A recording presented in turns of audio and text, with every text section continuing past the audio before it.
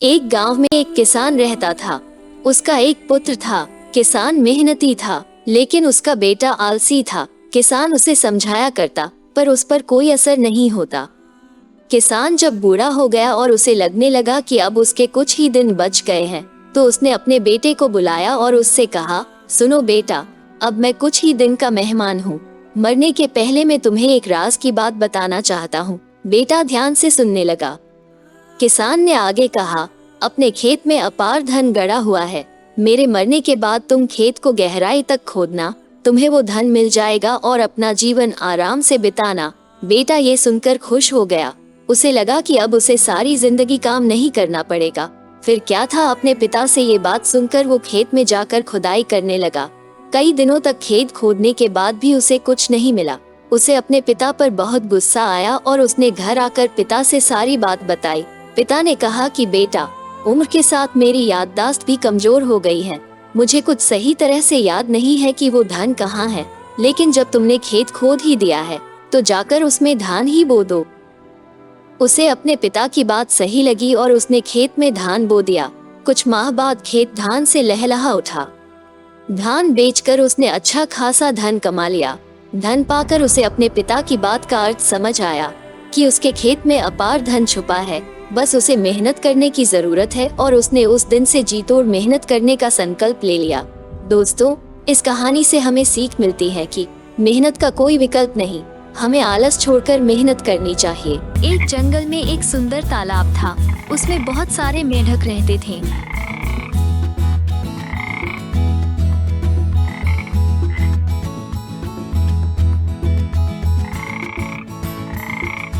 एक बार एक मेंढक ने दूसरे मेंढकों से कहा कि भाई लोगों, बहुत दिन हो गए, हम कहीं घूम कर नहीं आए। क्यों ना हम सब पिकनिक मनाने कहीं बाहर चले। प्लान तो अच्छा है भाई, वैसे भी कई दिनों से इस तालाब से बाहर हम कहीं नहीं गए। सही कह रहे हो भाई, हमें बाहर घूमने चलना चाहिए।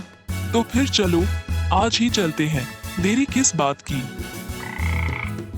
सभी को बात जम गई। फिर क्या था, सभी मेंढक पिकनिक मनाने निकल पड़े पास के दूसरे जंगल में।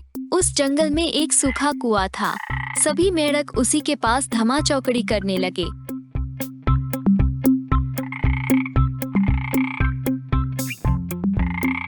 तभी अचानक उछल कूद करते समय दो मेंढक उस सूखे कुएं में गिर जाते हैं।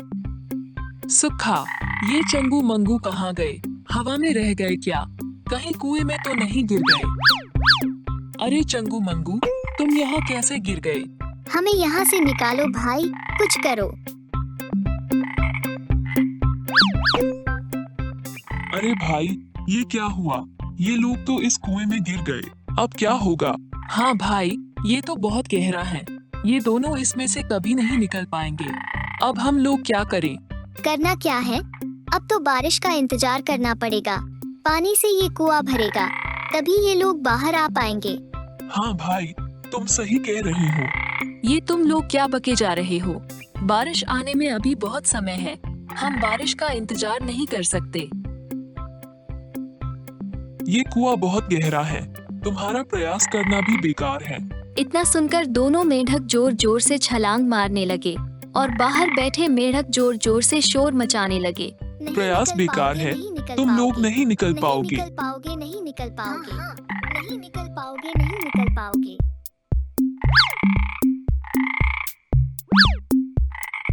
दोनों मेंढक अपने अपने प्रयास में जुटे हुए थे। काफी प्रयास के बाद उनमें से एक मेंढक थक हार कर दम तोड़ देता है।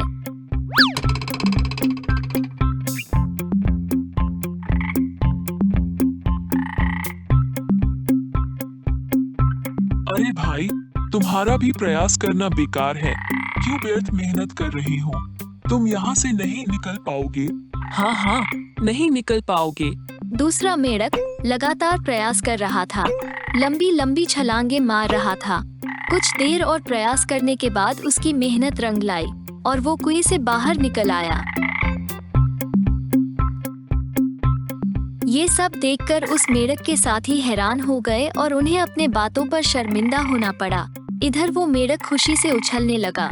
तो मित्रों, इस कहानी से हमें ये सीख मिलती है कि हमें अपने लक्ष्य को प्राप्त करने के लिए लगातार मेहनत करते रहना चाहिए। अगर आप प्रयास करते रहे तो आपको निश्चित सफलता मिलेगी।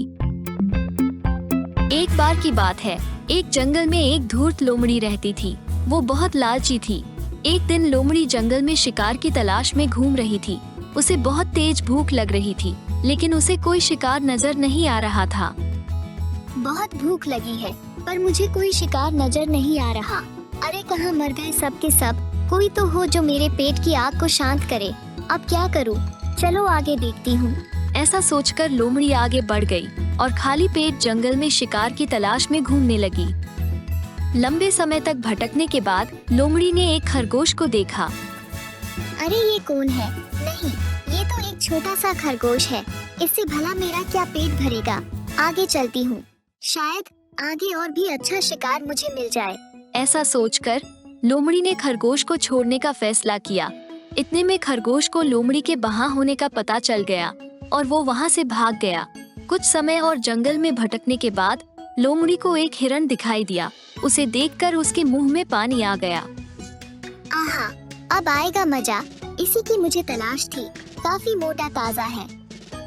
ऐसा सोचकर लोमड़ी ने हिरण पर हमला कर दिया, लेकिन खतरा भांपकर हिरण वहाँ से भाग निकला। लोमड़ी ने अपनी पूरी ताकत से हिरण का पीछा किया, लेकिन कोई फायदा नहीं हुआ और हिरण भी भाग निकला। हिरण के भाग जाने के बाद लोमड़ी ने सोचा, ये भी भाग निकला। मेरी भूख भी तेज हो गई है और कोई शिकार भी नहीं मिला। इससे अच्छा होता कि मैं उस छोटे से खरगोश का शिकार कर लूं और अपनी भूख मिटा लूं। हाँ, ये सही रहेगा। कुछ तो भूख शांत होगी मेरी। इस प्रकार लोमड़ी वापस उस खरगोश की तलाश में निकल पड़ी। आखिरकार लोमड़ी उसी स्थान पर पहुंची जहां उसने खरगोश को देखा था, लेकिन उसे वहां कोई नहीं मिला। थकी और निराश लोमड़ी को खाली हाथ अपनी गुफा में लौटना पड़ा और अंत में अपना अगला भोजन प्राप्त करने में उसे कई दिनों की भूख को सहन करना पड़ा। लोमड़ी की कहानी से हमें शिक्षा मिलती है कि हमें जीवन में लालच नहीं करना चाहिए। यदि लालच किए बिना यदि संतोष से जीवन जीते हैं तो आप सुखी रहते हैं। एक नदी के किनारे एक जामुन के पेड़ पर एक बंदर रहता था। उसी नदी में एक मगरमच्छ भी रहता था। बंदर रोज उसे स्वादिष्ट जामुन खाने को देता था, जिसके कारण उसकी मित्रता उस नदी में रहने वाले मगरमच्छ के साथ हो गई। दिन बीते, एक दिन उस मगरमच्छ को बंदर ने बहुत सारे जामुन दिए, जिन्हें वो पत्नी के लिए लेकर आया और उसको खिलाए। स्वादिष्ट जामुन खाने के बाद उसकी पत्नी ने सोचा कि रोजाना ऐसे मीठे फल खाने वाले का दिल भी खूब मीठा होगा।